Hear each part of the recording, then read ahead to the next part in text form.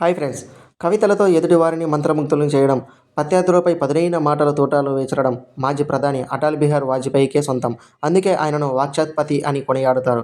అలాంటి నేతకు ఒకసారి పాకిస్తాన్ మహిళ నుంచి ఊహించని ప్రతిపాదన ఎదురైంది. దానికి ఆయన చెప్పిన సమాధానం ఆమె నోరు మూయించింది. నేడు వాజ్పేయి 101వ జయంతి సందర్భంగా ఈ సంఘటనలను గుర్తు చేసుకుంటూ కేంద్ర రక్షణ శాఖ మంత్రి రాజ్నాథ్ సింగ్ వాజ్పేయి జయంతి సందర్భంగా ఢిల్లీలో ఏర్పాటు చేసిన కార్యక్రమంలో రాజ్నాథ్ సింగ్ పాల్గొన్నారు. ఈ సందర్భంగా కేంద్ర మంత్రులు మాట్లాడుతూ, ఒకసారి వాజ్పేయి పాకిస్తాన్ పర్యటనకు వెళ్ళినప్పుడు ఆయన ప్రసంగాలకు ఓ మహిళ ఆకర్షితురాలైంది. వెంటనే ఆయన వద్దకు వచ్చి, నన్ను పెళ్లి చేసుకుంటావా? అందుకు బదులుగా కాశ్మీర్ను ఇస్తావా అని అడిగారు. దీనికి వాజ్పేయి స్పందిస్తూ, నేను నిన్ను పెళ్లి చేసుకోవడానికి సిద్ధమే, కానీ కట్నం కింద పాకిస్తాన్ కావాలి అని అడిగారు. వాజ్పేయి వాక్చాతుర్యాన్ని కొనియాడారు.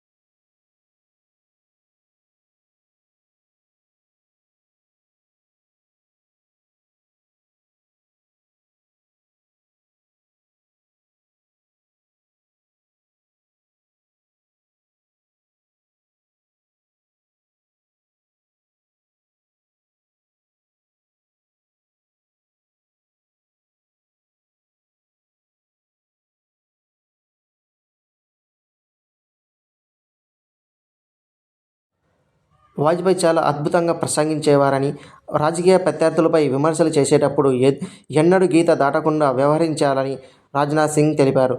భాజపా విస్తరణను చూసి ఎంతగానో మురిసిపోయిన ఆయన తన కుటుంబం చాలా పెద్దదవుతుందని అంటూ ఆనందం వ్యక్తం చేశారు.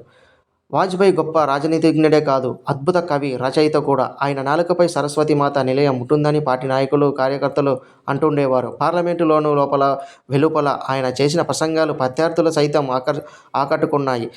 ఇది ఇలా ఉండగా వాజ్పేయి వివాహం చేసుకోలేదు.